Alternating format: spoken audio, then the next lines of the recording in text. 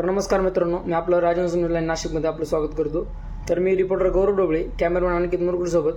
तर सध्या आगामी विधानसभेच्या निवडणुका जवळ येत आहेत. तर त्या निवडणुकीच्या अनुषंगाने सर्व गावोगावी जाऊन राजकीय नेते मंडळी प्रचार व संवाद दौरा चालू आहे.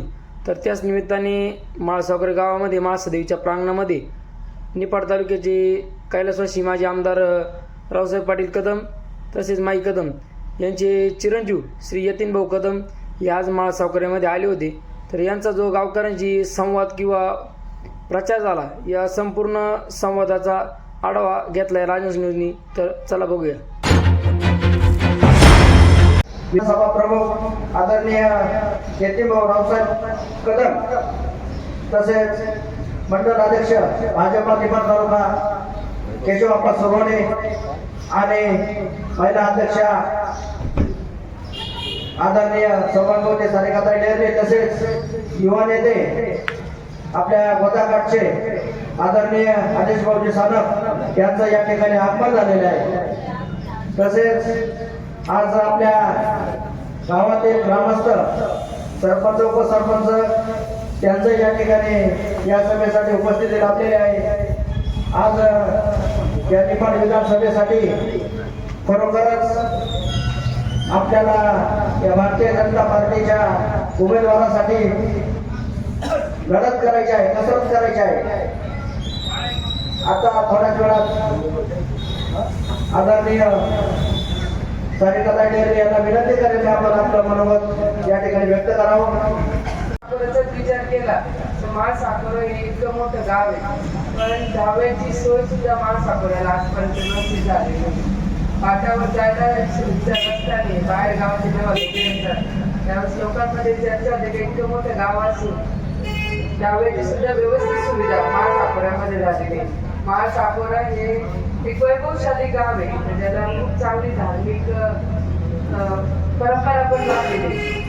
गावकऱ्यांनी एक संदेश खूप मोठा दैतिकप्रमाणे असा सोहळा इथे साजरा केला की चांगली धार्मिक परंपरा माळसाकोऱ्याला कधी तर आपल्या देवीचं बारव सुद्धा हा जुन्या पद्धतीने आहे आणि नवीन पिढी ते जपण्याचा प्रयत्न करते, पण त्यासाठी आजपर्यंत कुठलाही शासकीय निधी उपलब्ध झाला नाही. माळसाकोरे गाव पवार येतं, पण त्या अनुषंगिक हे जे काही कामं प्रलंबित इथे राहिलेले आहेत ते कामं करण्यासाठी एका चांगल्या इच्छाशक्तीची गरज आहे. आणि ती इच्छाशक्ती यतीन भाऊंकडे आहे. एक तरुण तडफदार व्यक्तिमत्व आहे का जे झोकून देऊन काम करण्यास तयार आहे. त्याच्यासाठी एक संधी त्यांना देण्याची गरज आहे असं मला वाटतं. आजपर्यंत आपण 2 पर्याय निवडत गेलं, पण तिसरा पर्याय जर आपण निवडलाच नाही तर 2 पर्यायांना सुद्धा जो व्हायला वेळ लागणार आहे का आपल्याशिवाय पर्यायच नाही. आपण बघितलं मागच्या मार्केट कमिटीच्या इलेक्शनमध्ये संगणमताने सत्ता वाटून घेण्यात आली. जर हा तिसरा पर्याय बंद झाला तर सत्ता अशीच फक्त 2 गटांमध्ये सत्तांतरित होत आहे आणि त्यामुळे विकास कुठेतरी फुटला जाईल. आणि म्हणून तिसऱ्या उमेदवाराला संधी देण्याची आज गरज आहे. मार्केट कमिटीच्या यंदाच्या इलेक्शनमध्ये पक्ष उभे राहिले. भाऊनी जर ठरवलं असेल तर ते सुद्धा सत्तेत बसू शकले असते, आज ते सभापती किंवा उपसभापती राहिले असते, पण तरी सुद्धा अपक्ष उमेदवारी केली, त्यांनी लढलं आणि खऱ्या अर्थाने ते संघर्ष करतायत. आई आणि वडील दोघं आमदार असताना सुद्धा भाऊंच्या वाट्याला हा संघर्ष आलेला आहे आणि संघर्षातून एक व्यक्ती जोडत आज इथपर्यंत आलेले आहेत. त्याच्यामुळे आज आपली पण जबाबदारी की जेव्हा एखादा व्यक्ती शून्यातून उभा राहण्याचा प्रयत्न करत असतो, एक व्यक्ती जोडत असतो, त्यावेळेस त्या व्यक्तीला तो खालून वरती आल्यामुळे त्या प्रत्येक कार्यकर्त्याची जाण असते, त्या सर्व समस्यांची जाण असते आणि त्यामुळे तो तितक्याच तळमळीने प्रत्येक कार्यकर्त्याला जपत ते प्रत्येक कामं पूर्णत्वास नेण्यासाठी प्रयत्न करत असतो.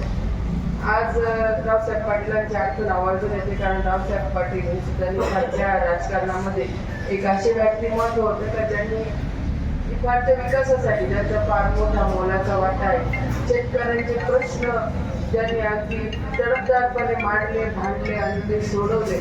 आणि आज यतीन भाऊ यांचे चिरंजीव या नात्याने भविष्यात सुद्धा शेतकऱ्यांचे प्रश्न सोडवण्यामध्ये कुठे कमी पडणार नाही याची मला गॅरंटी आहे. शेतकऱ्यांच्याच बाबतीत बोलायचं झालं तर भारतीय जनता पार्टीविषयी यापूर्वी अनेक निगेटिव्ह कमेंट्स परिसरामध्ये पसरल्या. कांद्याचा प्रश्न वेळोवेळी उचलला गेला, पण खऱ्या अर्थाने आज कांद्याला जो काय भाव आहे हा सुद्धा केंद्रातूनच मिळालेला आहे.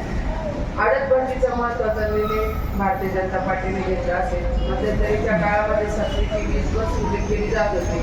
रामदेव भाऊंनी इथल्या मॅडमला घेराव घातला होता. काही सक्तीची वीज बस सुरू थांबवा, त्यांचं कनेक्शन ते कट होत होतं.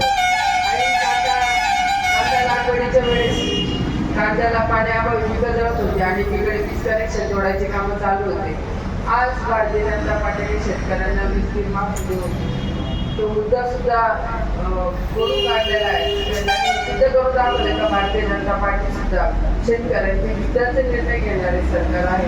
मग 1 रुपयात पीक विमा का असेल ना, ती सुद्धा योजना मागे त्याला शेतकरी असेल किंवा सिंचन योजना असेल, शेतकऱ्यांना थोड्या झाल्या प्रमाणात मानधन देण्याचं काम आज भारतीय जनता पार्टीने केले. डिजिटलायझेशन जे आहे ते भारतीय जनता पार्टीच्या माध्यमातून आले. आज छोटा ठेला घेऊन बसली विक्री करणारी किंवा भाजी विकणारी बाई जरी असेल तरी तिच्याकडे QR कोड असतं आणि हे ट्रान्झॅक्शन QR कोडच्या मार्फत करते. तिथं 50-60 हजाराचे खाते ते आज 52 कोटीपर्यंत खाते जनतांच्या माध्यमातून उघडले गेले. त्यामुळे डिजिटलायझेशन वाढलेले. जो 1 रुपया सरकारकडून यायचा तो खाली 5 पैसे करून द्यायचा, तो 1 रुपया सरकारच्या माध्यमातून प्रत्येकाच्या खाते जाऊन तो 1 रुपयाच बनतोय. या सर्व गोष्टी भारतीय जनता पार्टीच्या मार्फत केल्या गेल्या आहेत आणि भविष्यात सुद्धा अशाच प्रकारच्या विकासाचं राजकारण भारतीय जनता पार्टीच्या मार्फत केले जाईल. जर सर्वांनी भारतीय जनता पार्टीला एक संधी दिली तर भारतीय जनता पार्टीची कार्यकर्ते या नात्याने आज मी पाहिले का भारतीय जनता पार्टीचा प्रत्येक कार्यकर्ता हा झोपून देऊन काम करेल आणि विकासाचं राजकारण करेल. एवढीच वाईट आणि वाईट 2 शब्द. धन्यवाद मॅडम. तुम्ही आमच्या गावातील खरोखरच जे महत्त्वाचे प्रश्न आहे, वीज बिल असेल, विजेच्या संदर्भात असेल, तसेच दसऱ्या विजेच्या सेटसाठी असेल, असे जेवढे मुद्दे ते तुम्ही मांडले, खरोखरच आमच्या या बालसाकोरे परिसरातील असं दुर्लक्ष करून टाकता. तुम्ही गावाच्या वतीनं तुम्हाला विनंती करतो की आपण विजेकडे तसेच या रस्त्यांकडे खूप लक्ष द्यावं. तसेच आमच्या या परिसरामध्ये वाघाचं जास्त दर्शन घडते, तरी आपण काहीतरी थोडासा प्रयत्न करावा आणि त्यातून मार्ग काढावा अशी विनंती करतो. यानंतर आदरणीय तालुक्याचे आमचे मंडल अध्यक्ष सन्माननीय श्री केशवप्पा सुरवाडे आपले 2 शब्द मनोगत व्यक्त करतील.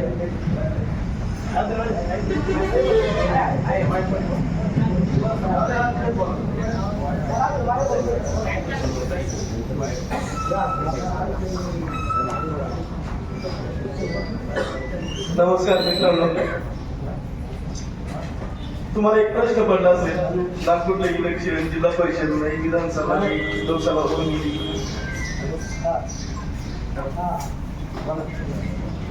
हे आपल्याकडे का आले असतील, बरोबर आहे का? मित्रांनो, राज्यात आणि देशात भारतीय जनता पार्टीचं सध्या स्टँडिंग सरकार. आम्ही भारतीय जनता पार्टीच्या वतीनं तुमच्याकडे तुमच्या काय समस्या आहे आणि अडचणी आहे हा संवाद साधण्यासाठी आम्ही तुमच्याकडे आलेलो आहे. आता त्याच्यामध्ये आमचे ज्येष्ठ मार्गदर्शक बाबा बरोस्ते, भारतीय जनता पार्टीचे विधानसभा प्रमुख युवा नेतृत्व यतीन पाटील कदम, आमच्या महिलांच्या सुरेंदर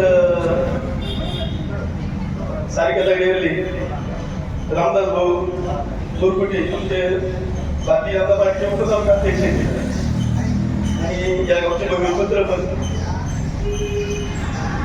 आपले इकडे साहेब, चौधरी साहेब, उपसरपंच, आम्ही लोकांचे काय आणि अडचणी समस्या आहे या जाणून घेण्यासाठी आम्ही तुमच्याकडे आलेलो आहोत.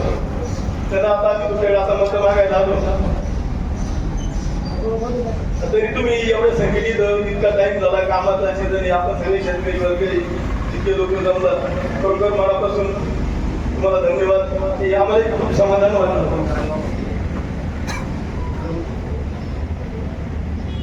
मित्रांनो, आता आपल्या सरकारने लाडकी बहीण असेल, तुम्हाला शेतीसाठी एक उपयुक्त असा निर्णय घेतलेला आहे वीज बिल माफीचा.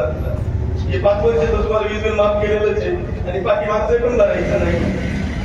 100% वीज बिल माफी झालेली आहे. पण याचं कुठं चर्चा गाजावाजा काहीच दिसत नाही किंवा शेतकरी चर्चा करताना दिसत नाही.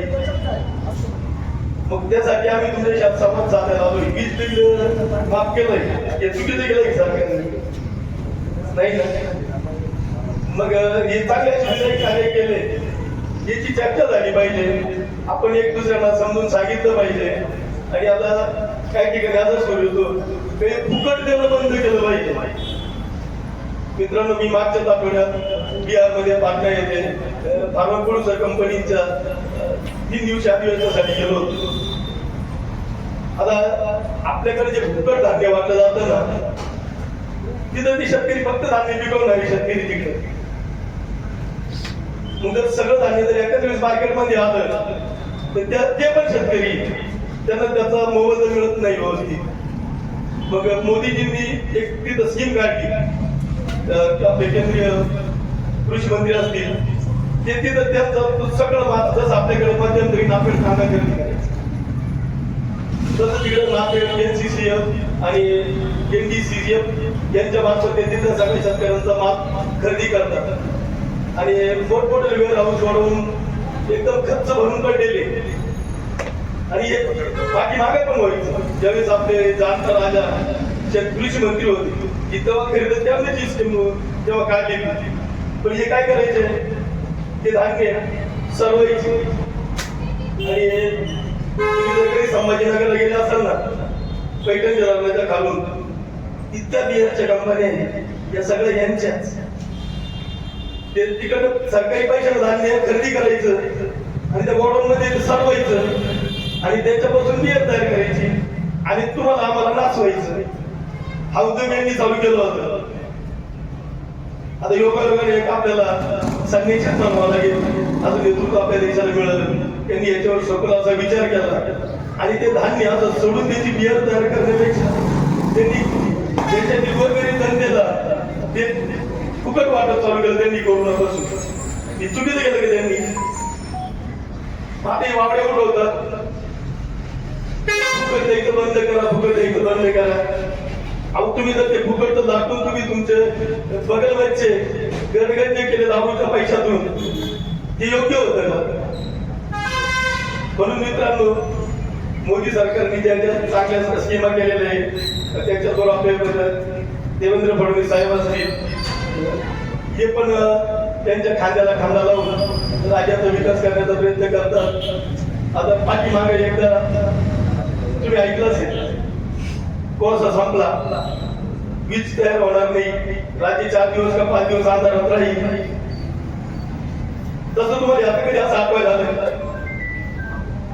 उलट आता शेतकऱ्यांसाठी वीज मोफत केली आणि तुम्हाला दिवसा, म्हणजे माझा अंदाज आहे 1 जानेवारी 2025 पासून दिवसा तुम्हाला सगळ्यांना फुकट वीज मिळेल सौर ऊर्जेच्या माध्यमातून. आता सरकारचा प्रयत्न चालू आहे. त्याच्यामुळे आता येणाऱ्या डिसेंबरच्या विधानसभा निवडणुकीमध्ये जसं आपण मागे चूक केली लोकसभेला, त्यांच्या खोट्या प्रचाराला बळी पडलो आपण आणि भगीरथसारखा एक असा कधीच जनतेमध्ये नसलेला किंवा त्यांना काहीच ज्ञान नसलेला माणूस तुम्ही निवडून दिला आणि भारतीयांसारखे एक केंद्रीय मंत्री असणारी सक्षम महिला आपण पराभूत केली. मित्रांनो, याचा तोटा किती झालाय तुम्हाला समजलं नसेल, पण मी ज्या गावात राहतो, माझ्या गावात ते सहकारी साखर कारखाना आहे रामाच्या टेम्पल्सला, तिथं त्या मातेने कमीत कमी 750 करोड रुपयाचा लॉजिस्टिक पार्क मंजूर केलेला आहे. 108 एकर जागा NPT ताकद घेतलेली आहे. तिथं सगळं म्हणजे 74 कोटी रुपये त्यांनी शासनाचे भरून दिले, सेल बँकचे पैसे भरून दिले. बाबा बरोबर आहे ना?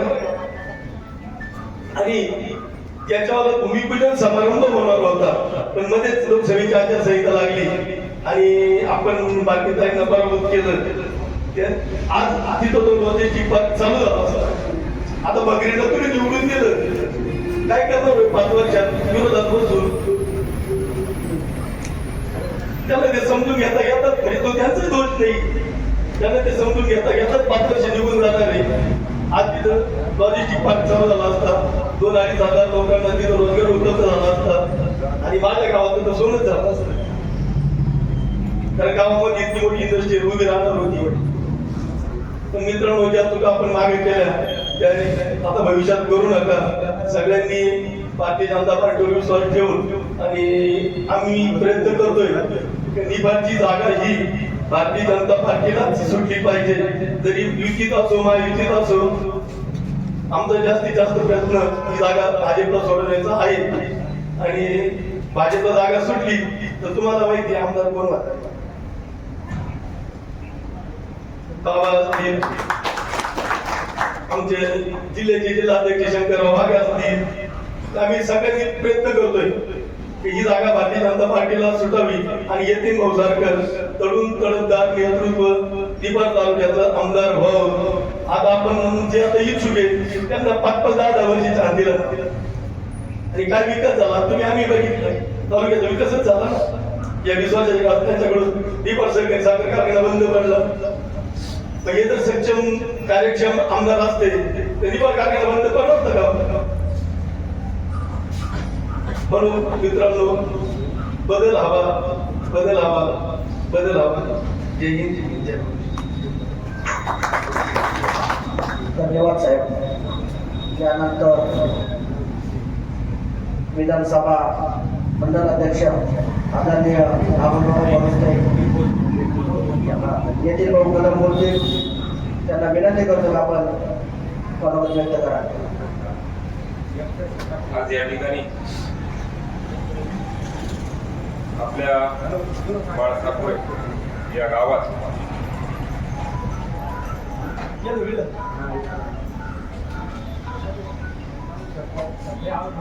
आपण भारतीय जनता पक्षाच्या प्रचारार्थ या ठिकाणी आम्ही सर्वजण उपस्थित झालो आहे.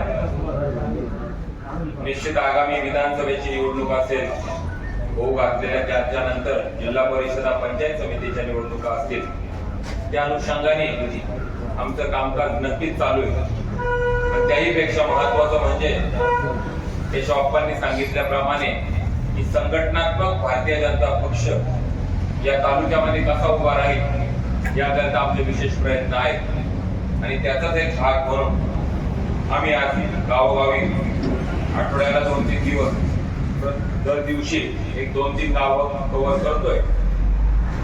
पहिल्या गावात मुद्दे होतं, नंतर मांजरगाव होतं. दोन्ही गावांमध्ये अर्ध्या तासाच्या ठिकाणी 1-1 तास लागला आणि त्याच्यामुळे आम्हाला बाळसाकोऱ्यामध्ये आपल्याकडे यायला उशीर झाला. मित्रांनो, मी उशीर जरी झाला आम्हाला तरी आपण सर्वजण या ठिकाणी एवढ्या मोठ्या संख्येने उपस्थित राहिला त्याबद्दल मी सर्वप्रथम आपल्या सगळ्यांचं आभार मानेन. या ठिकाणी आता अनेकांची मनोगत व्यक्त झाली. आमच्या भगिनी डॉक्टर सारिकाताईंचं झालं, केशवप्पांनी केलं. या ठिकाणी उपस्थित असलेले आमचे मित्र भारतीय जनता पक्षाचे या गोदाकाठचं सक्षमपणे काम करणारे आदेशजी सानप असतील, उपस्थित भाऊसाहेबजी मुरलीधर सोनवणे असतील, आमचे भटक्या विमुक्त आघाडीचे अध्यक्ष. या ठिकाणी आताच उपस्थित झालेले आमचे भारतीय जनता पक्षाचे शशिकांतजी राजोळे असतील करंजगावचे. त्याचप्रमाणे या ठिकाणी उसे येथील देखील अनेक जण आले भारतीय जनता पक्षाच्या प्रचारार्थ, ते असतील. मांजरगावचे आमचे काही मित्र कंपनी आली ते असतील. त्याचप्रमाणे या ठिकाणी उपस्थित असलेले बाळसाकोरे येथील अनेक मान्यवर असतील, गोरखजी ढोबळे आहेत. त्याचप्रमाणे या ठिकाणी उपस्थित असलेले बाबाजी मुरकुटे आहेत, शांतारामजी आव्हाड साहेब आहेत, बाळासाहेब मुरकुटे असतील, आमचे मित्र राकेशजी नागरे आहेत, सचिन चकोर आहेत, शिवनाथजी बाजारे आहेत. आता आलेले सरपंच आमचे मित्र नवनाथजी मुरकुटे असतील, सोमनाथजी नागरे आहेत, प्रकाश वाळेकर साहेब आहेत, सुनील राजगुरू साहेब, आमचा युवा मित्र ऋषिकेश मुरकुटे असेल, शुभम बाजारे, कृष्णपंत मुरकुटे. जे भारतीय जनता पक्षाचे पदाधिकारी या गावचे भूमिपुत्र रामदासजी मुकुटे असतील, बाळासाहेब दत्तू मुकुटे असतील, माजी सरपंच राजू गोरडे असतील, दत्तू रघुनाथ ढोबळे असतील, शहाजी मुकुटे साहेब असतील, विष्णू कंसे असतील, संतोष मुरकुटे असतील, श्याम नागरे, संपतरावजी ढोबळे, अशोक भाऊ मुरकुटे, महानुभाव पंथातील सर्व आमचे मान्यवर उत्तमराव हडपे असतील, शांताराम नागरे असतील, कैलासजी हडपे असतील, उमेश अण्णांचे चिरंजीव आमचे मित्र योगेश भाऊ असतील, उपस्थित सर्वच मान्यवर मित्रांनो, केशवाप्पांनी सांगितल्याप्रमाणे नक्कीच भारतीय जनता पक्षाच्या प्रचारार्थ आम्ही आलेलो आहोत. केंद्रामध्ये भारतीय जनता पक्षाचं सरकार आहे, राज्यामध्ये देखील भारतीय जनता पक्षाचं सरकार आहे आणि केवळ भारतीय जनता पक्षामध्ये आम्ही काम करतो म्हणून आम्ही या ठिकाणी आलो असं बिलकुल नाही. मित्रांनो, भारतीय जनता पक्षामध्ये मी देखील 10 वर्ष अपक्ष काम केलेलं आहे. तदनंतर भारतीय जनता पक्षामध्ये काम करतोय. आमचे मार्गदर्शक भागवत बाबा असतील, केशवाप्पा असतील. भागवत बाबा तर 25 वर्ष शिवसेना पक्षाचे या तालुक्याचे अध्यक्ष होते. त्यांच्या कार्यकाळातच रावसाहेब पाटील असतील, माईसाहेब असतील किंवा नंतर अनिल पाटील असतील हे आमदार झालेले. केशवाप्पा सुद्धा भारतीय आपल्या शिवसेनेचे ज्येष्ठ नेते होते. मी माझ्या अनिल पाटलांचं राजकीय नाही जमलं, मत भिन्नता होती, मी अपक्ष काम केलं. परंतु ही सगळी मंडळी पण भारतीय जनता पक्षात आली, मी पण आलो. केवळ एक राजकीय सोय म्हणून बिलकुल नाही. तर हिंदू हृदय सम्राट बाळासाहेब ठाकरे गेल्यानंतर खऱ्या अर्थानं जर त्या विचाराला या देशामध्ये या राज्यामध्ये कोणी जर ठामपणे मांडला असेल तर नक्कीच ते भारतीय जनता पक्षाने मांडलं. आणि 2014ला मोदी साहेब आल्यानंतर तर प्रखरपणे त्याचा प्रचार आणि प्रसार झाला आणि एक स्थिर सरकार त्या माध्यमातून मिळालं. असं हे भारतीय जनता पक्षाचं सरकार केंद्रात काम करते, राज्यात काम करते. केंद्राचा जर आढावा घ्यायचा ठरला मित्रांनो, आज तुम्ही आम्ही आजूबाजूचे आपले सगळे देश बघितले. अगदी आताचा बांगलादेश घ्या, पाकिस्तान घ्या, श्रीलंका घ्या, कुठलाही देश घ्या, सगळीकडे अराजकता माजलेली आहे.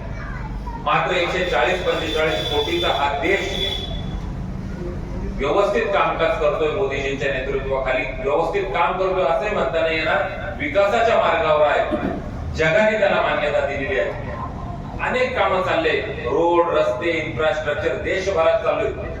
तुम्ही कुठेही म्हणजे 5-10 वर्षापूर्वीचा आपला ग्रामीण भाग आठवा, आजचा ग्रामीण भाग बघा.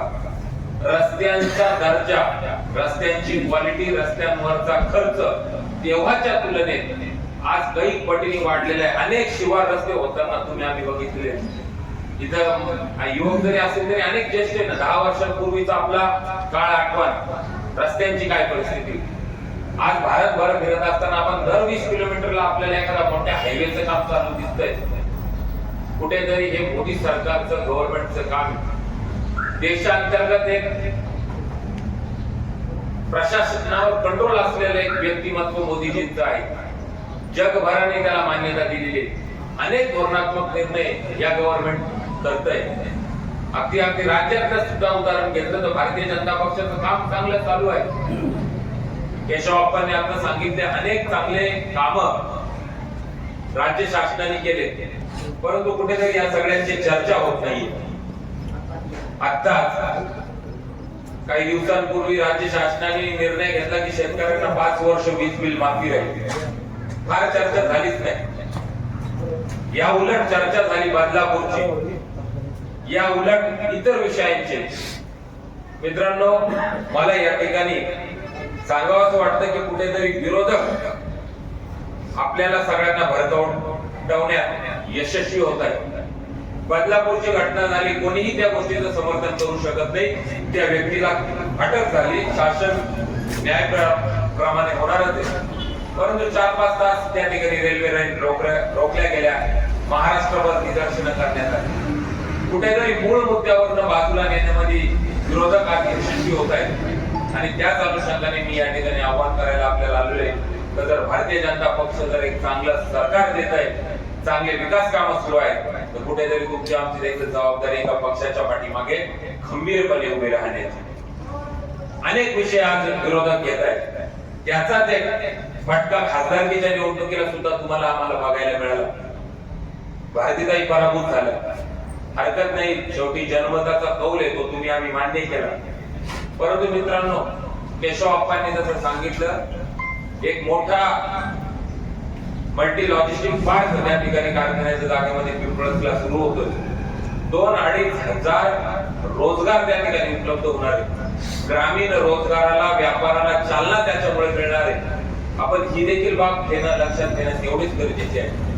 आता भगरे सर निवडून आले, हरकत नाही, कदाचित पक्षावर साईनवर नाराजगी लोकांनी व्यक्त केली असंच आपण म्हणूया. परंतु खऱ्या अर्थानं त्या पदाला भगरे सर न्याय देऊ शकतील का या आगामी 5 वर्षांमध्ये हे सुद्धा तुम्ही आम्ही लक्षात घेतलं पाहिजे. उगाच तुम्ही आम्ही धावल्याच्या मागे धावतोय. आताच मांजरगाव मध्ये पण विषय झाला मित्रांनो, मी पण त्या ठिकाणी मांडलं, बाबा पण बोलले, आपलाही सोडा, चला इथून 300-400 किलोमीटर लांब बीड मतदारसंघ आहे. मी आपल्याला एक विचारू इच्छितो, जर एखाद्या मंत्रालयाच्या एखाद्या कक्षेमध्ये जर खासदार या नात्याने पंकजाताई मुंडे गेल्या आणि खासदार याच नात्याने बजरंग बाप्पा सोनवणे गेल्या, बजरंग बाप्पा जे निवडून आले, तर कोणाचं वजन जास्त पडेल? पंकजाताईचं पडेल का बजरंग बाप्पाचं पडणार? साहजिक आहे, पंकजाताईचं पडणार. काम करतायत, महाराष्ट्रात दिसतायत, एक मोठा जनाधार असलेला लोकनेते आहेत, परंतु लोकांनी त्यांना या धावल्या मागे धावून पराभूत केलं. मित्रांनो, तुम्हाला आम्हाला खऱ्या अर्थानं गरज आहे का ह्या गोष्टीतला? पण आपल्याला आता फरक समजून घ्यायचं. जरांगे फॅक्टर एक फार मोठ्या प्रमाणात काम करतो. मी पण जातीने मराठा आहे, भागवत बाबा मराठा समाजाचे, केशव अप्पा पण मराठा समाजाचे. कदाचित माझं बोलणं थोडंसं धाडसाचं होईल, पण तरी माळसाकुरे इथं मी सांगू इच्छितो की भारतीय जनता पक्षाच्या नेतृत्वामध्ये देवेंद्रजींनी तरी कमीत कमी 10% मराठा समाजाला आरक्षण त्या ठिकाणी दिलं होतं, जे की 3 वर्ष कोर्टामध्ये टिकलं होतं. माझा याउलट प्रश्न आहे का शरद पवार साहेब तर गत 50 वर्षांपासून या राज्याचे नेते, केंद्रामध्ये अनेक त्यांनी पद भूषवलेले आहेत, फार संरक्षण मंत्री पदापर्यंत त्यांनी पद भूषवलेले आहेत.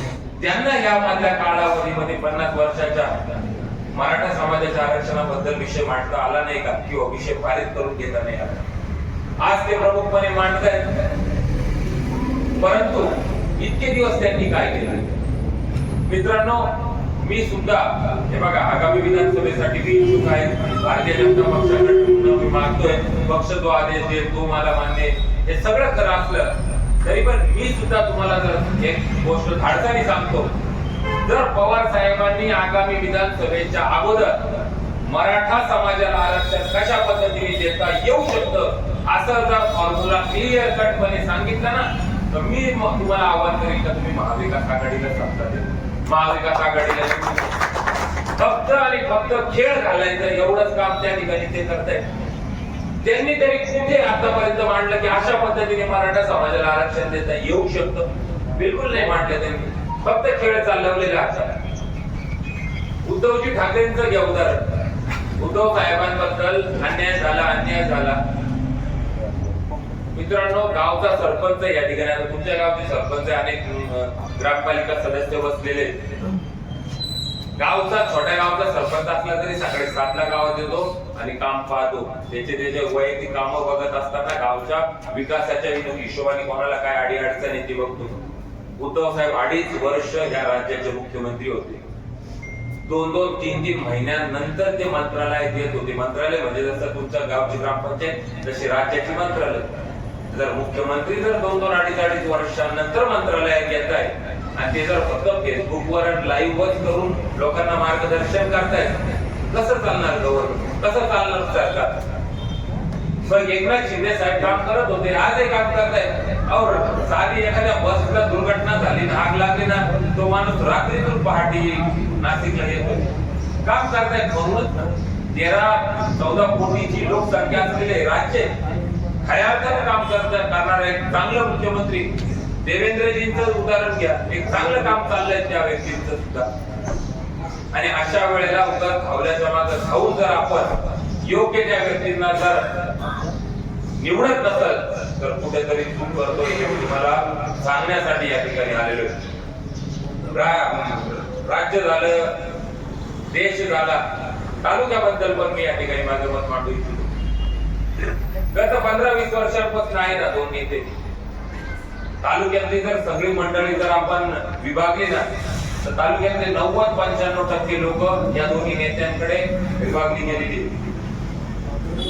दिलीप काका पण नेतृत्व करतात, अनिल पाटील पण नेतृत्व करतात. मला दोघांबद्दल काही बोलायचं नाही, दोघं चांगलं काम करतात. परंतु अनेक समस्या तालुका सुद्धा सामोरे जातोय, त्याला सुद्धा कुठेतरी त्यांनी सुद्धा उत्तर देणं गरजेचं आहे. अनेक विषय आहेत. आज विधानसभा सदस्य म्हणजे केवळ निधी जो येईल तो त्या गावाच्या प्रमुख एखाद्या 2 व्यक्तीला विचारायचं, कोणता रस्ता धरायचा, कोणता कॉन्ट्रॅक्टर द्यायचा, याच्या खेरीज काय चाललेलं आहे. मी दोघांनाही आव्हानात्मक विचारू इच्छितो. गोष्यामध्ये विषयांतर झालं, काही मी प्रश्न विचारले, मग मी त्याचाच धागा धरून या ठिकाणी सुद्धा मांडू इच्छितो.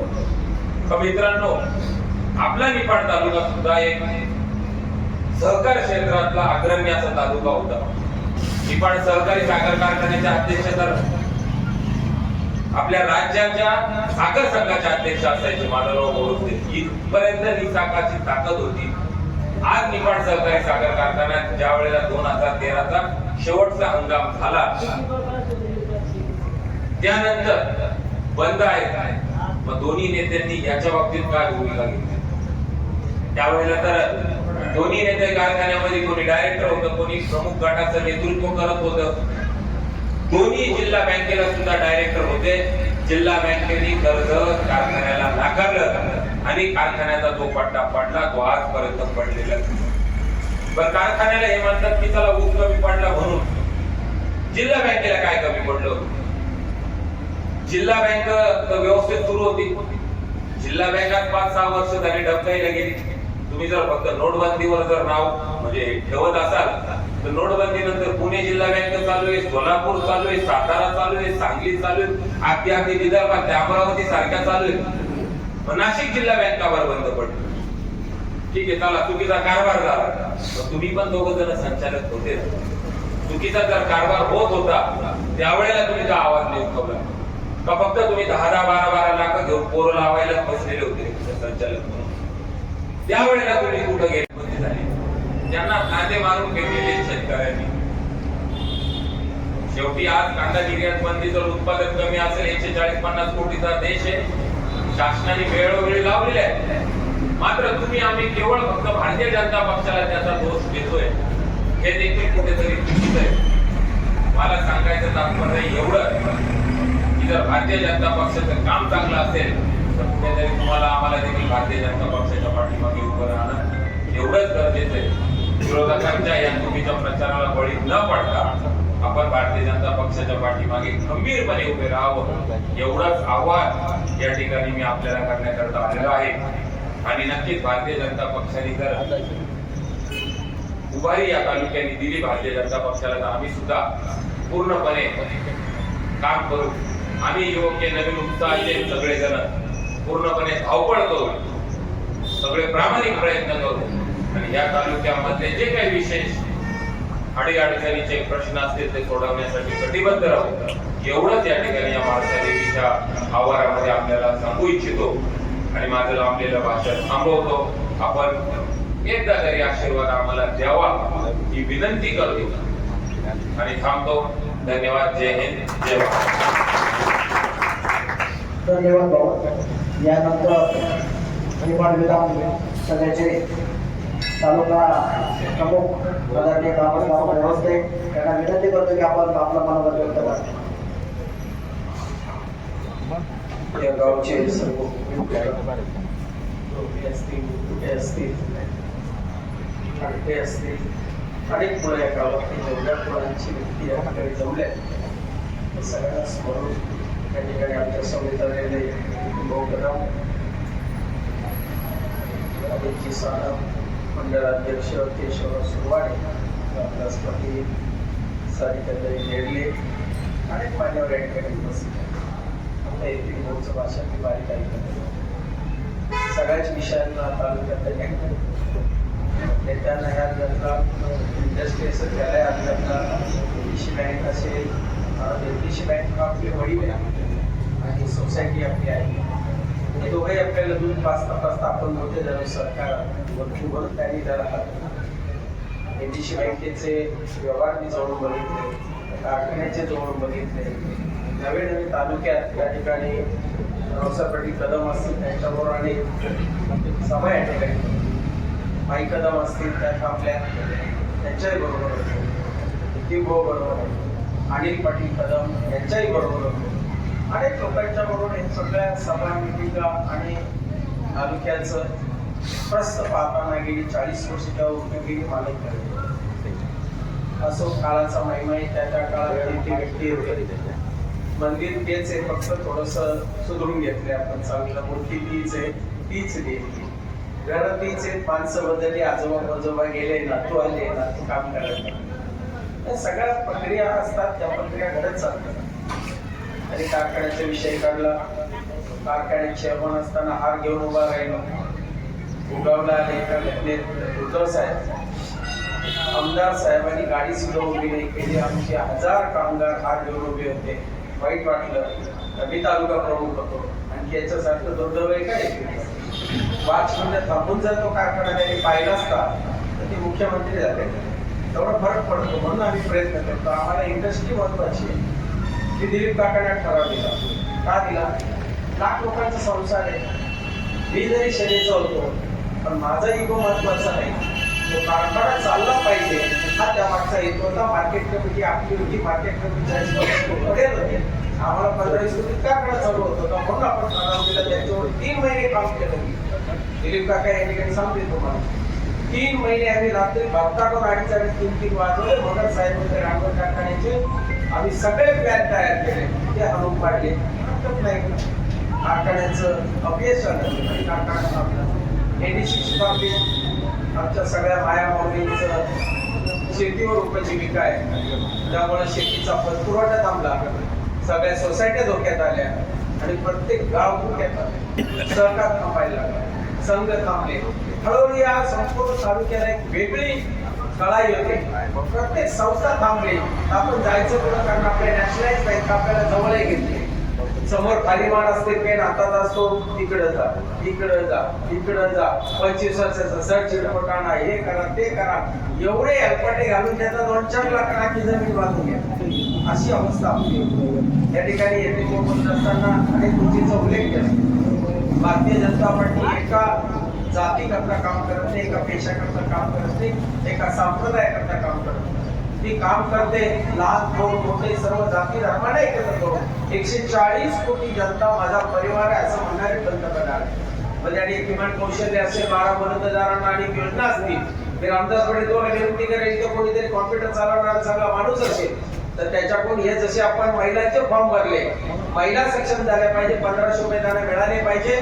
निश्चित 2 हप्ते वर्ग केले आपल्या सरकारने आणि महिलांना त्याचा उपयोग व्हावा या दृष्टिकोनातून कदाचित रक्षाबंधन असेल त्याची ओवाळणी आपल्याला द्यायची ती बहिणींना.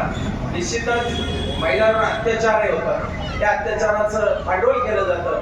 कुठल्याही महिलावर अत्याचार झाला तर भांडवल करू नये या मताचा मी आहे. कारण मी बाबा आहे. कारण त्या मातेने आपल्याला जन्म दिला. जनता 32 शिराचं दूध आपण पितो, जगतो, तोंड भाजत नाही, घसा बसत नाही, काहीच नाही, कोणाची लाज नाही. त्याच मातेवर अत्याचार करताना आपण नराधमांनी विचार केला पाहिजे. हे चुकीचं आहे आणि निश्चितच याला पुढच्या काळात आपलंच गव्हर्नमेंट भारतीय जनता पार्टीचं फाशीची शिक्षा दिल्याशिवाय राहणार नाही. त्याचं कारण सांगतो. खरंच ती माता महत्वाची. कवड्या मुलींवर तुम्ही अत्याचार करतात, त्याचं भांडवल करतात. काय अर्थ आहे या गोष्टीला? अरे आपल्या माता भगिनी आहेत. आपण आयुष्यभर मोगलांची राजवट पाहिली. अनेक बायांचा नरसंहार केला, अनेक बायांवर अत्याचार केले. आजही आपण बांगलामध्ये पाहतो 4 हात पाय धरून देतात, बलात्कार करतात. काय चाललंय बांगलादेशामध्ये आज? आपण निर्माण का 1972 साली इंदिराबाईंनी आणि त्याची अवस्था आज ही घडली. पण भारत देश मात्र स्वयंभू आहे. तो आजही कटाक्षाने उभा आहे. 140 कोटी जनतेला घेऊन पुढे चालला. ही ताकद भारत मातेमध्ये, कारण तिला माता म्हणतो आपण उभे केलेले देश संपले.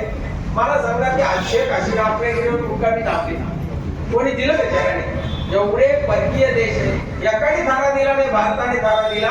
हे वैशिष्ट्य आहे. त्या तरी आपल्याकडे पळून आल्या. आपल्याला कुठे जावं लागेल? आपल्याला हे काही देश नाही आणि त्याच्यामुळे आपण विचार केला पाहिजे एक सक्षम नेतृत्व आपलं जे संपूर्ण जगाचं युद्ध थांबवायला आता पुढाकार घेतं. युक्रेन असेल अनेक देश एकमेकात भांडतात. आपण जर बघितलं अमिताचे एवढे स्फोट होतात ते त्याचा परिणाम आपण या ठिकाणी जाणतो. हिमणं चितळायला लागले. पृथ्वीची गतीची इच्छा आहे का चांगल्या डॅममुळं कमी झाली त्याचे परिणाम आपण बघतो. मोठमोठे ठिकाणी महापूर गाड्या वाहून जाणं मोठमोठे अमेरिकेसारखे सुद्धा आता झाले.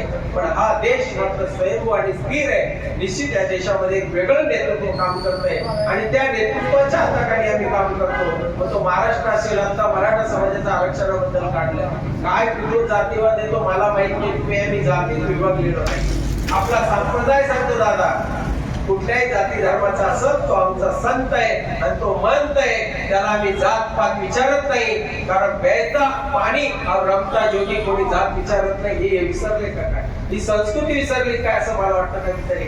आम्ही माळी घालतो कुठल्या जातीचा म्हणून घालत नाही. आम्ही गंध लावतो कुठल्या जातीचा म्हणून घालत नाही. 18 पगड जातीचे संत आमच्यात झाले ज्यांनी हा भारत देश उभा केला. तिथं जात पात धर्म नव्हता.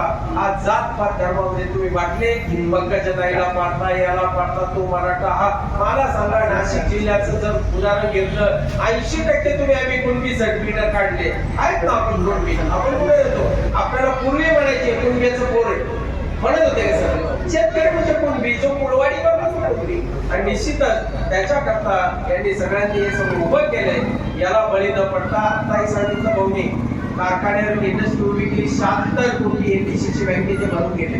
हे सगळे आरोप करत होते का एनडीसीसी बंद पडले निफाड कारखान्यामुळे. आता फक्त 32 कोटी राहिले.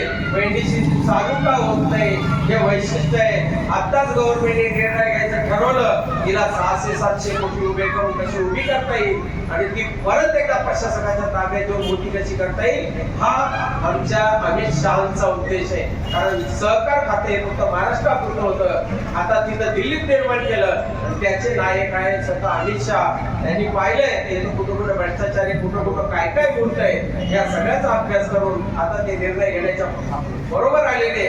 निश्चित एनडीसीसी चालू झाली तर मायबापा तुमचं आमचं कल्याण होईल. कारण आपल्या सगळ्या विकास आपल्या चालू होती पण त्या सांभाळणारे सुद्धा माणसं तेवढे सक्षम पाहिजे.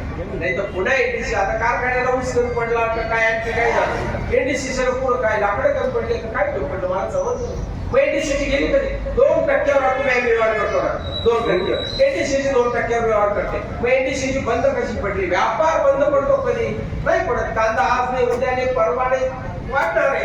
कुठलाही व्यापार वाढणार आहे. मग एनडीसीसीला काय कमी पडलं ज्याच्यामध्ये सर्व संचालक आपल्याकडे पडताना 2-2-3-3 होते.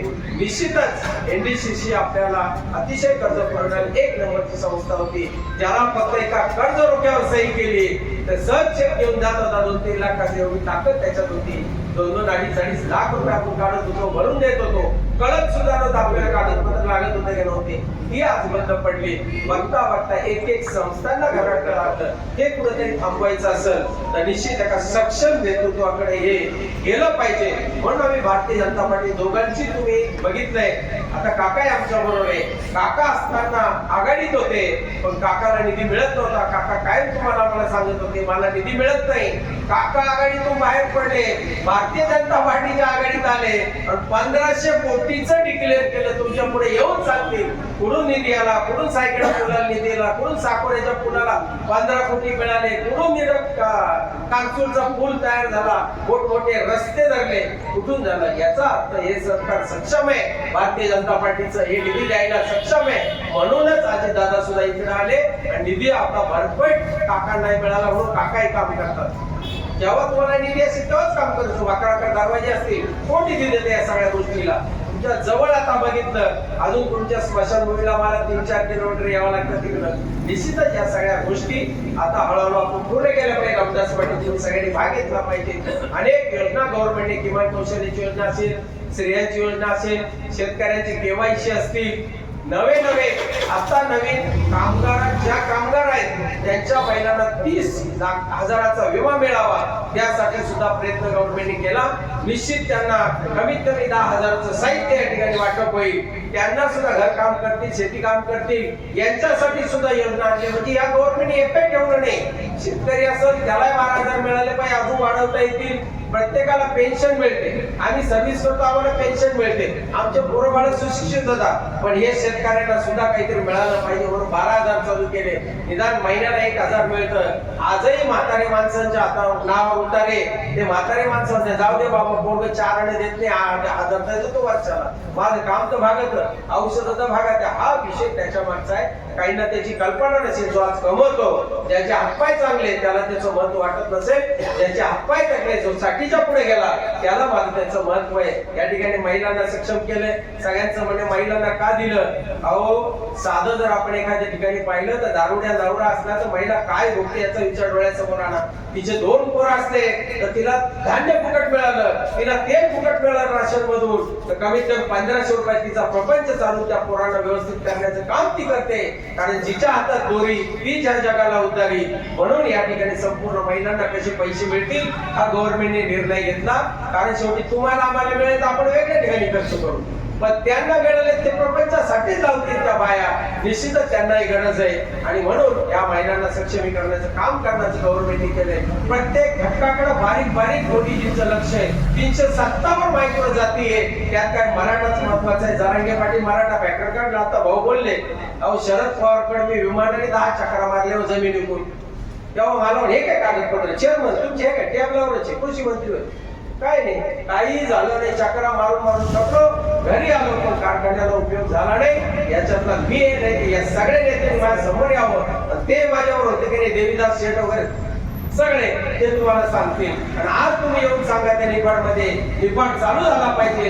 एक रागवड तुम्ही दिलीप काकाच्या गळ्यात घातला, उसळात काय उखळात मुसळ डोकं घातलं, हे तुम्हीच वाक्य उच्चारले ते शरद पवार साहेब. तुम्ही त्यातले किडे आहात. मराठा समाजाबद्दल 84 साली तुम्ही आरक्षण दिलं सगळ्यांना, त्यावेळेस मराठा समाज तुम्हाला कळला नाही. तुम्ही अनेक वेळेस 5-6 वेळेस मुख्यमंत्री होता, तुम्ही अनेक मंत्रिपद भूषवली, तुम्ही मराठा समाजावर बोलले नाही. पण आज जातीवादामध्ये तुम्ही या संपूर्ण जनतेला वाटत असाल तर महाराष्ट्राचे तुकडे करू नका ही विनंती आहे तुम्हाला. कारण तुम्ही फार मोठे नेते आहात, तुमच्या पायाच्या नखातला मत सुद्धा आम्ही नाही. परंतु आता जर शेवटच्या खेपेला तुम्ही हे करत असाल हे काही योग्य नाही. याला कुठेतरी खतपाणी घालू नका, समाजाला भरकटू नका. आम्ही मराठा असो, बंजारी असो, आम्ही धनगर असो, आम्ही सगळे एकत्र आहे. आम्ही फक्त रोटी भेट व्यवहारावरती जात पाहतो, आम्ही कोणाचं मत पाहत नाही. आम्ही सगळे मताने एकत्र आहे. कारण आमचे सगळे आमचे आत्मे हे एक आहे. स्त्री आणि पुरुष एकच जात आहे, त्यात वेगवेगळी जात नाही. फक्त लग्नापुरती आम्ही जात बघतो, त्यानंतर आम्ही थोड्या गोविंदर आमच्या गावात नाचतो. परंतु आज आम्ही हा वंजारी आहे, तो मराठा आहे, हा इकडं आरक्षण चालू आहे, तिकडं दंगल चालू आहे. काय चाललंय तुमचं? एकदा या महाराष्ट्राला आयाम द्या. हा महाराष्ट्र देवभूमी आहे, ही संतांची भूमी आहे. इथं सगळे घडले, वाढले, यांनी फक्त जगाला आज तारण्याचं काम केलं. या संतांनी सगळ्यांनी तुम्हाला दिशा देण्याचं काम केलं. या संतांनी जातीवाद मोडून काढला. नवे या संतांपैकीच आमचा एक असलेला शिवाचा अवतार छत्रपती, त्याने एका रामोशाला पालखीला खांदा देण्याचं पंढरपूरच्या मान दिला. त्याने सुद्धा हा जातीवाद मोडून काढला. ही इथली प्रथा आहे. पवार साहेब तुम्ही खूप मोठे आहात, आपण सर्व नेते मोठे आहात, पण या सगळ्या नेत्यांनी राजकारणाकरता फिरू नये. पण जनतेला काय देता येईल एवढं दिलं पाहिजे. मग या ठिकाणी बंधारे असतील, पूल असतील, अहो ज्या नितीन गडकरीने विरोधकांना सुद्धा जवळ घेऊन 200 कोटी दिले, त्यालाही पाडायला जनता निघाली. हे दुर्दैव आहे आपलं. त्या नितीन गडकरीला सुद्धा पाडायला निघाले नागपूरमध्ये. हे दुर्दैव आहे. त्या माणसाने रेवटे ओढून ठेवल्या. जग 10 वर्षांनी पुढे नेऊन ठेवलं. 2024 पर्यंत अमेरिकेपेक्षा पुढे गेलो आपण. आजही तुम्ही जम्मू काश्मीर जा, मोठमोठे बोगदे तयार केले. ज्या बोगद्यातून तुम्हाला 10-10 तास बाहेर पडता येत होतं बाहेरच्या रस्त्याने, त्या आज तुम्ही 15-20 मिनिटात बाहेर पडतात. ही किमया फक्त नितीन गडकरींची. एवढा नेता तरी आपला तुम्ही पाहिला नाही, पण त्याच्याही मागे तुम्ही लागतात. हे दुर्दैव आहे. माझं म्हणणं जिथं काम असेल तिथं बोललंच पाहिजे. नितीन गडकरी विरोध आहे का कोण पाहत नाही. तुझं कोणचं काम आहे, आमचं करून देतो, कुठल्या पक्षाचा विचारच नाही. परंतु आज आपल्याकडं जात धर्म पक्ष याच्यात आपण वाटत चाललो मित्र. निश्चितच आपण बघितलं अमेरिकेची परिस्थिती काय आहे. आज या ठिकाणी कट्टरपंथीय बसले. एक दिवस भारतावर सुद्धा वेळ येऊ नये असं माझं म्हणणं आहे. ज्याची त्याची मुलं बाळ त्याच्या घरी सुखी राहावी. आमचा मुस्लिम बांधव असेल, आमचे ख्रिश्चन बांधव असतील, एका पंथाने नांदतात. ते सरितेचे नेते सिंधुळा मिळले ते काय म्हणतात मागे पावती. ते समुद्राचे ठेले ते चित्ताचे चेतनेले त्यात नमाने घाणार नसते. पावसाळ्यात दुथडी भरून वाहणारी नदी, उन्हाळ्यात उगमावर किती पाणी बघायला येते का? नाही. सगळ्यांना ते लवकर पडतात समुद्राचे आपण जाणता तिथून बादलीवर पाणी काढलं तर गंगा सिंधू सरस्वतीचं पाणी वेगळं कारण नाही होऊ शकत. तसंच आमचं आहे. आम्ही तेवढ्या पुरती जात पाहतो, नंतर आम्ही सगळे एक समुद्रासारखे दोन्ही काठ सुगम करायचे. त्या नदीचं पाणी आम्हाला सगळ्या जाती धर्मांना सारखं आहे. आणि म्हणूनच या देशात कुठले अराजक माजवण्यापेक्षा, लेकीबाळीवर अत्याचार करण्यापेक्षा सगळे मिळून एकत्र या, हे अत्याचार थांबवा. कधीतरी प्रवचन करता करता लोक मला विचारतात बाबा अत्याचार का होतात. म्हटलं प्राणी कमी झाले, त्यांचे आत्मे सगळे माणसात गेले आणि ते प्राणी आता हा सगळा अत्याचार करतात अशी म्हणायची वेळ या ठिकाणी आली. लक्षात ठेवा.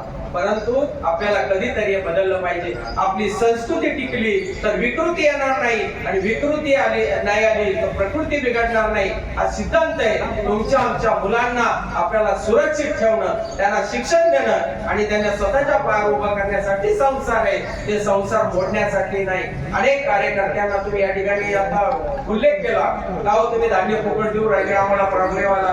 अरे ते दारू तयार करण्यापेक्षा इकडे फुकट जाऊ दे ना. ते खातात. काही राज्य अशी आहे की फक्त धान्य पिकवतात. पंजाब असेल, हरियाणा असेल, धान्य पिकवतात. त्यांनाही मार्केट मिळाले, तो संपला पाहिजे. आज आपल्याकडे 4-5 वर्ष पूर्वी एवढं धान्य आहे. स्वतः भारतीताईंनी मी गोडाऊनला भेट दिली मनमाडला. मित्र अनेक गोडाऊन सडत होते आणि ते मोठमोठे उद्योजक येतात. ते 2-3 रुपये त्याचे निलाव घेतात आणि ते वाटा लागतात. त्यापेक्षा आमच्या गरीबाच्या तोंडात जाईल. आमची एखादी महिला जर या गावात गरीब असेल तर तिला ते धान्य फुकट मिळेल, तिला तेल फुकट मिळेल, तिची दिवाळी साजरी होईल. नवे तिला जे काही पाहिजे 1500 रुपये मिळून तिचा संसार चालेल. हा उद्देश करणारा एकमेव त्याने लग्न केलंय पण संन्यासाच्या पुढचा आहे अशा नरेंद्र मोदींनी चालू केलंय. त्याला संसार नाही, त्याला काही पाहायचं नाही, त्याला कोणाला जावायला द्यायचं नाही, त्याला नाचायला द्यायचं नाही. एक दिवस झोळी आटून ज्या दिवशी जाईल, कारण आपण राजाला मोड राहायला विसरलो ताई. ज्याने दुबार लग्नाची पद्धत मोडून काढली, दुबार लग्न झालंच पाहिजे. सती जायची पद्धत ज्याने बंद केली त्याचा फोटो कोणी श्री ठेवीत नाही. महात्मा फुलेंना तुम्ही जातीत वाटून टाकलं, पण महात्मा फुलेंनी शिक्षण दिलं नसतं ते या तिथं बसल्या नसत्या, तर त्याचा फोटो आपण जाती म्हणून बाजूला टाकला. या जाती धर्माचं बीज पेरणार ही मंडळी हळूच बाहेर काढा. नवीन नेतृत्व तुमच्याकडे बाहेर काढा. जिल्हा परिषद असतील, पंचायत समिती असतील, या तालुक्याला मला जाता जाता चांगलं बघू द्या. पुण्याही आपलं फार मोठं नेपाळ तालुका कॅलिफोर्निया म्हणतो ना. आपली अवस्था अशी आहे, उतारवल्या जागा नाही राहिल्या, त्या कुठेतरी बंद करा. आमच्या मुलांना एकदा स्थैर्य द्या आणि निश्चितच बदल करा. एकदा या पक्षाच्या मागे उभं राहून पहा. हा पक्ष धर्म संप्रदाय सगळ्याच्या पलीकडे, जाती धर्माच्या पलीकडे. एकदा याच्या बरोबर उभे राहा. निश्चितच अनेक शंका आपल्या मनात येते, पुढे आम्ही साजरो करू. परंतु तुम्हाला सर्वांना येत्या श्रावणाच्या सर्व सणांच्या शुभेच्छा देतो. येणाऱ्या दिवाळीच्या शुभेच्छा देतो. नवे आता जे काही समोर पुढे येणार आहे त्यांच्याही शुभेच्छा देतो. लोक इफ्तार पार्ट्यांना एक दिवस जेव घालतात, पण सोमवार सोडायला कोणी खजुरीचं पोटही देत नाही. हे वैशिष्ट्य आहे आपलं. आपल्याला असं करण्यापेक्षा सगळ्यांना एकत्र करा, सगळे एकत्र या. निश्चित या भारत देशाचं भलं झाल्याशिवाय नाही. नेपाळ तालुक्याचं भलं होईल. अनेक संस्था आपल्याला जिवंत करता येतील. आपले नेते जर आपल्यातून हे तरुण तयार झाले तर यांना काहीतरी करता येईल. हेच आपलं महत्वाचं सूत्र आहे. त्या ठिकाणी लहान मोठ्याच्या सगळ्याच्या चरणाला स्पर्श करून सांगतो, एकदा तरी या तालुक्यात बदल करा एवढीच विनंती करतो. या ठिकाणी थांबतो. जय जय महाराज. धन्यवाद बाबा. खरोखरच आपण सर्वांनी आपलं मनोगत व्यक्त केलं. आता तरी खूप बरं वाटलं. यापुढेही आपण आपल्याला अशीच साथ द्यावी, आपल्या गावाला अशीच साथ द्यावी अशी तुम्हाला विनंती करतो.